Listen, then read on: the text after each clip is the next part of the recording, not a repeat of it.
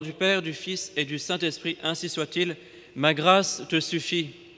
Chers étudiants, nous venons d'entendre l'épître de Saint Paul qui relate les nombreuses épreuves qu'il eut à subir pour la prédication de la parole de Dieu, qui relate également cet épisode mystérieux de cette vision qu'il eut au paradis. Saint Augustin et Saint Thomas à sa suite pensent que ce fut là le privilège inégalé d'une vision béatifique temporaire. Saint Paul aurait vu Dieu temporairement pour ainsi parfaitement remplir sa tâche de docteur des nations. Mais ce que nous voyons également dans cet épître, c'est cet épisode que Saint Paul raconte, cette écharde qui est plantée dans sa chair, cette tentation mystérieuse. Les auteurs modernes se sont complu à voir dans cette tentation des tentations contre la sainte vertu, mais c'est là une opinion récente, moderne, et les pères de l'Église, dans leur quasi-totalité, voyaient là plutôt des souffrances physiques, une maladie peut-être, en tout cas quelque chose de suffisamment connu des Corinthiens pour qu'une simple allusion au fait suffise à le mentionner et que les Corinthiens sachent ainsi de quoi saint Paul parlait. Et cela nous amène à une chose qui est une réalité de la vie chrétienne, les tentations. Chaque homme sur terre est tenté et nous allons voir que ces tentations sont inévitables, mais qu'elles sont également avantageuses et qu'il y a de nombreux moyens de les combattre. Les tentations, en effet, sont inévitables. Dans quelques semaines, nous verrons notre Seigneur lui-même subir la tentation, pousser la condescendance jusqu'à accepter être transporté par le démon sur le pinacle du temple. Nous voyons également saint Paul souffrir des tentations. Nous savons que le bienheureux, le saint curé d'Ars, eut toute sa vie durant de longues tentations de désespoir, et pourtant il mourut dans une grande paix. Nous savons que sainte Thérèse de l'Enfant Jésus eut de grandes tentations contre la foi. Saint Alphonse de Ligorie avouait à 89 ans avoir encore des tentations contre la pureté. C'est là une réalité, et ce fait que les tentations soient inévitables est résumé par la phrase du livre de Tobie: « Parce que tu étais agréable au Seigneur, il a fallu que la tentation t'éprouvât. » Mais pourtant, il faut déjà remarquer que ces tentations, pour être inévitables, ne sont pas étrangères à la vie que nous menons. Les saints avaient des tentations, certes, mais elles étaient pour eux beaucoup plus faciles à vaincre que des tentations qu'aurait une personne tiède et relâchée. En effet, il y a en tout homme, après le baptême, ce qui reste le foyer de concupiscence, c'est-à-dire cet ensemble de passions mal réglées qui se ruent, qui se précipitent vers de mauvais objets et de mauvais désirs. Et ce foyer de concupiscence, s'il n'est pas combattu, est le foyer privilégié pour les tentations.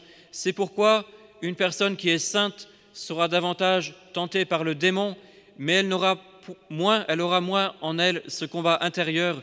Les tentations viendront de l'extérieur et seront plus faciles à vaincre, alors qu'une vie relâchée occasionne des tentations qui viennent de soi-même, et c'est pourquoi elles sont beaucoup plus difficiles à vaincre. Ainsi, une personne qui est paresseuse au quotidien, pour tous ses devoirs du quotidien, sera également paresseuse face à la tentation.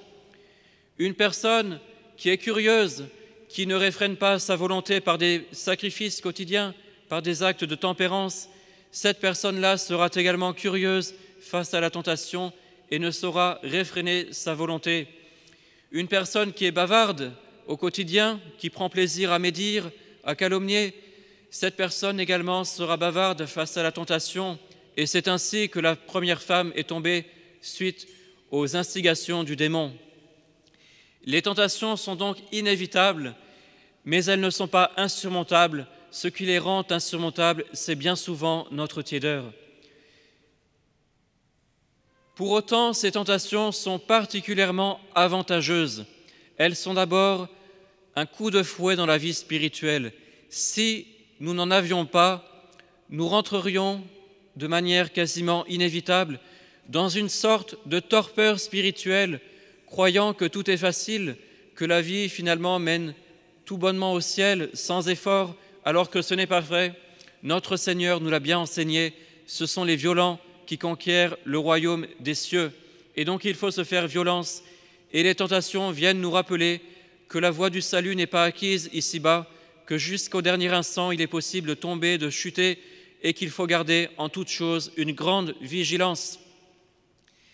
Elles sont également une école d'humilité. Voilà une personne qui, il y a quelques instants, était en toute sécurité, qui se pensait à l'abri de tout danger. Voilà que les tentations arrivent et elle est prête à se ruer dans les pires des péchés.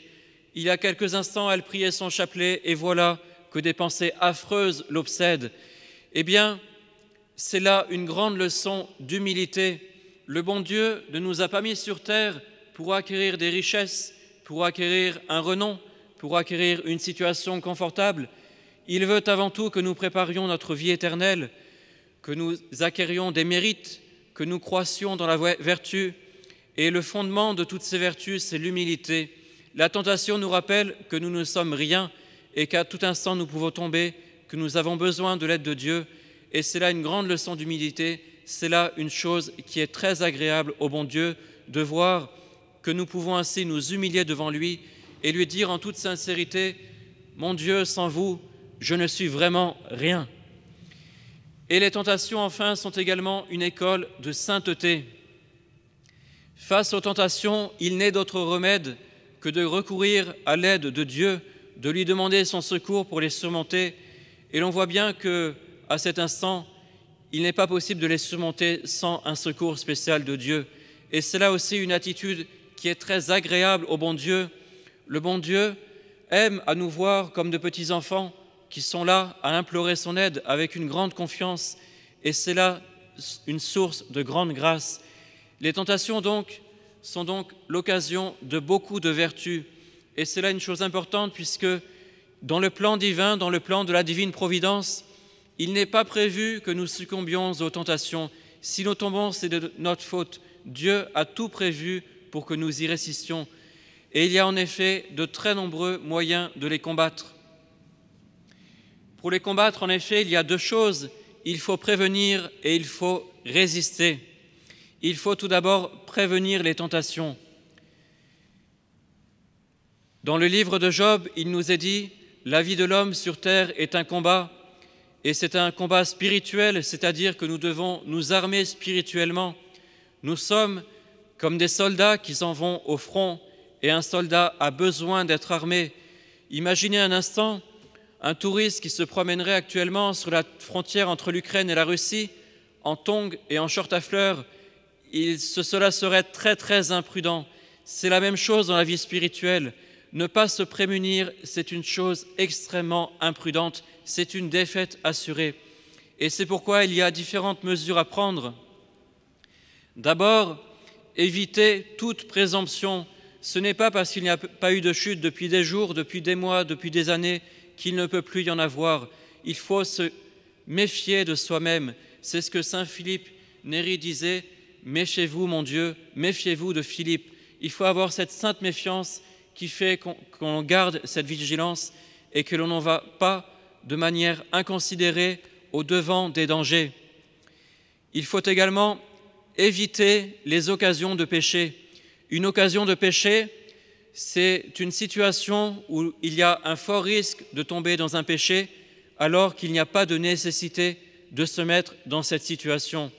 Il y a évidemment des situations où il est nécessaire de prendre certains risques pour un bien qui est supérieur, mais s'il n'y a aucune raison, c'est là une occasion de péché et c'est là une chose qui n'attire pas les grâces du bon Dieu.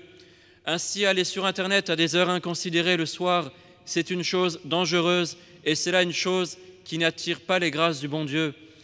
Que deux fiancés se retrouvent seul à seul, c'est là aussi une chose dangereuse et ça n'attire pas les grâces du bon Dieu.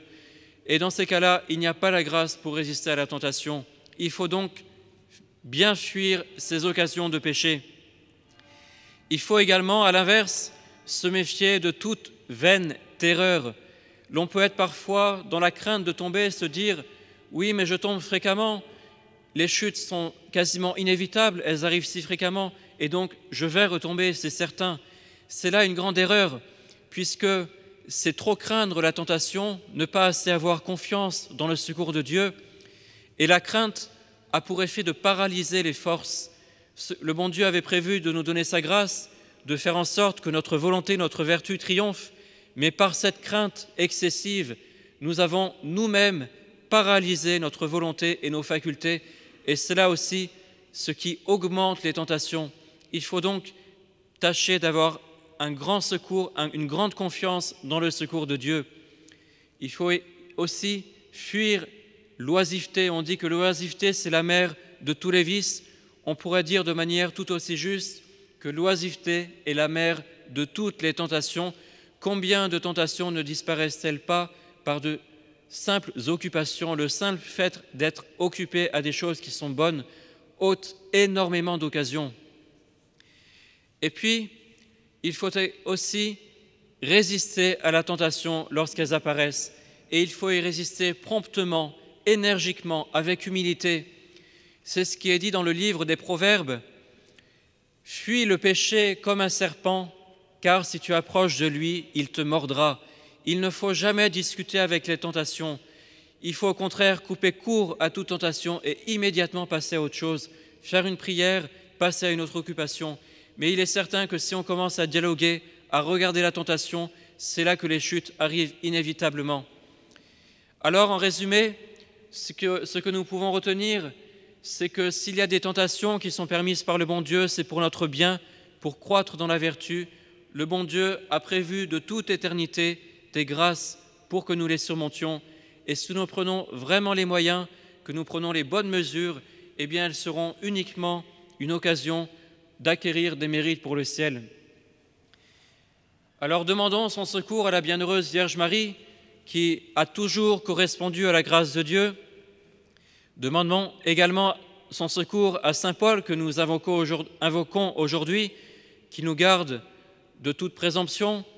Et ainsi nous pourrons faire notre l'oraison de ce jour, où il est dit « Dieu qui voyait que nous nous confions en aucune de nos actions, c'est-à-dire que nous nous défions de nous-mêmes et que nous avons confiance uniquement en vous, accordez-nous l'intercession du Docteur des Nations, de Saint Paul, pour que nous triomphons de toute tentation et qu'ainsi nous fassions de toutes occasions des moyens de progresser dans la vertu, dans la sainteté et dans l'amour de Dieu. Au nom du Père, du Fils et du Saint-Esprit, ainsi soit-il.